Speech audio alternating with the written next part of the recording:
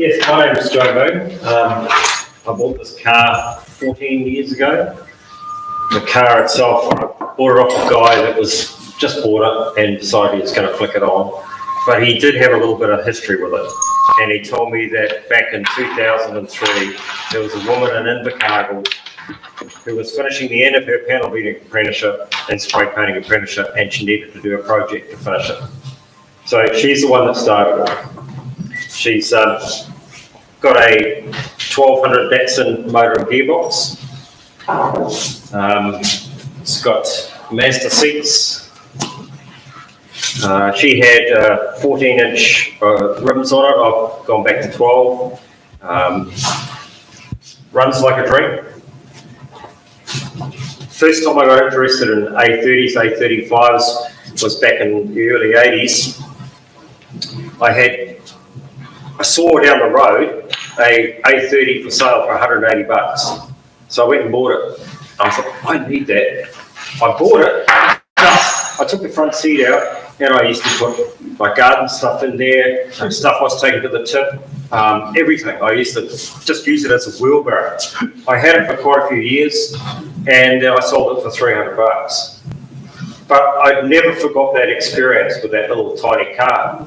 So when this one came up on Trade Me, I think it was, I decided, yes, I was going to grab it. So 2 years ago, I decided we'll just give it another bit of a clean up because there was a little bit of rust starting to come through. So the whole body has been completely done. And as a lot of people here haven't even noticed, but the A30s and A35s, the guard had a ridge down the front here that had the park light sitting on top. Now, the guy that did the work for me, one of his workers suggested, why don't we make the car look a little bit fatter, a little bit wider in the front?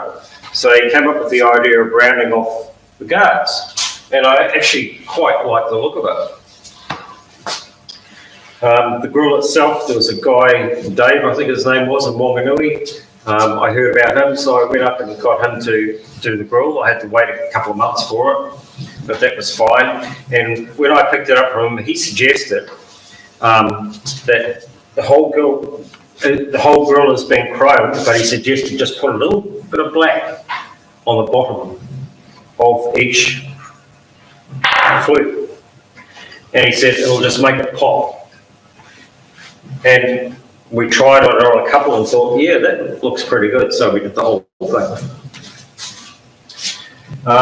The inside, in keeping with Herbert Austin, we've got the Austin emblem on the upholstery on the doors. So the door panels have been done. I just need to do the carpet next.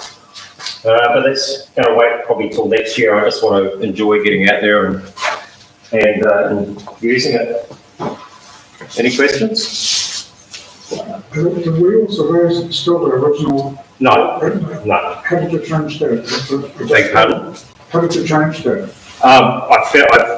The actual hubs are A40s, so they've got the 8-inch hub, so we've got bigger brakes on it rather than the 7-inch A30s. And these mags, I felt they'd been sitting in this guy's workshop grip, I think he calls himself, down Batoni, and they were just perfect for it, so I just grabbed them. They're only 12 inches.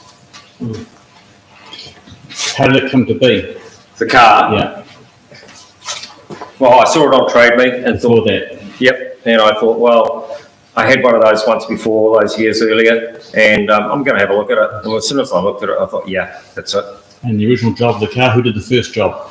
Woman down in Invercargill, completing the end of her panel beating and spray painting apprenticeship. What was the most challenging part of it? Ooh. One of the reasons why I bought it was because I still got a couple of motorbikes and I couldn't get a bigger car into the garage. So this fitted in nicely with my motorbikes. So that was another incentive to buy it. Challenging part, waiting for it to be completed, waiting for it to, so you can get out there and enjoy it. You know, like you've got to put a smile on your face every day.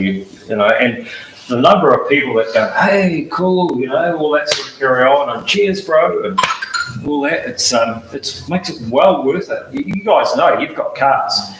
And the response you get from people and the stories that people tell you, like when I first got it many years ago, there's a woman in Upper Hutt, and she said, when I was a trainee nurse, we had 7 of us in one of these. 7. Mind boggles. How big's the motor? The motor itself is a 120Y Datsun motor with a gearbox. So how does it go on the open road? Oh, like a dream. So you can cruise along with traffic if you want to. I prefer to travel just a little bit slower. So like 55 mile an hour, the car will sit on that all day. You can travel at 60, you can travel at 65, but nah, you don't want to be doing that all day, you know. Any idea how heavy it is? No idea, but Pretty light. it's very light. Yeah, it's easy just to push around. Yeah, I suspect it wouldn't be any more than probably half a ton. What's the colour with the new lady painted? Yep. So she came up with the idea of blue, and we made it just a little bit darker. And then another one of Mike's workers came up with the idea of rounding the guard and putting this paint strip into it and carrying it all the way along. And then he looked at it and thought, we can make the back end of the car look fatter as well, just purely with paint. So that's what we did. Put it in the back as well. So the back guards aren't any wider. The guards have been rolled inside. Yeah. So what's your next project? My next project, I've actually got a 2004 Mazda RX-8. There's an LS1 going in it. Having a bit of trouble with the ECU at the moment, but we think we're on top of it this time around. And that's for a roadable car is that for a road car? Yeah, just a road car. Yeah, just a road car. And that one's going to have to stay outside. Yeah. Because how about the motorbikes? Oh, they're on the sheets. Yeah, no, tell us more. Okay. I did have 3, but I sold 1. I had a 1972 Suzuki 125. So it had a couple of spark plugs on it, but only a single cylinder. Yeah. So you can just swap them over. And I taught my kids and all that to ride on that one. But myself, I've had motorbikes all my life. My dad got me into riding his Ellie Balicette when I was 12 years of age. So that had a hand starter, used to pull the starter, had 3-speed column change. It had a radiator and it had a drive shaft. So it was 200cc. So I used to ride that around when I was a kid. And then I got my own bike, and then all of a sudden I got to 53 years of age, and I thought, I haven't had a bike for 10 years, how did that happen?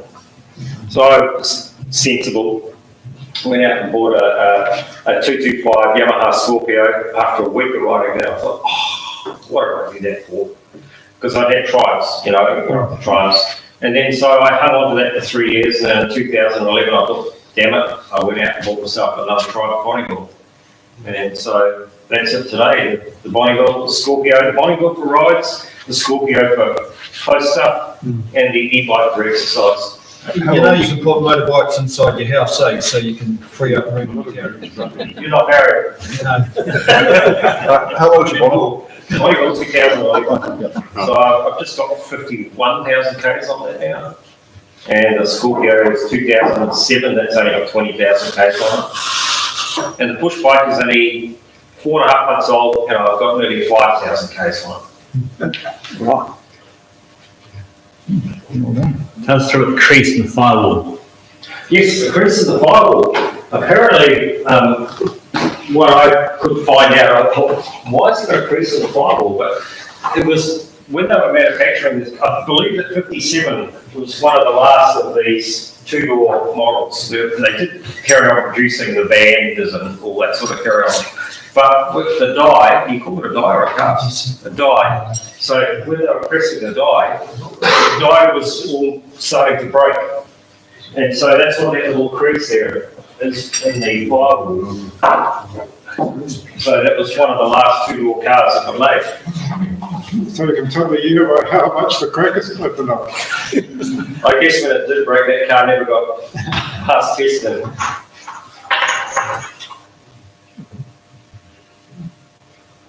So that's me, unless you've got any further questions.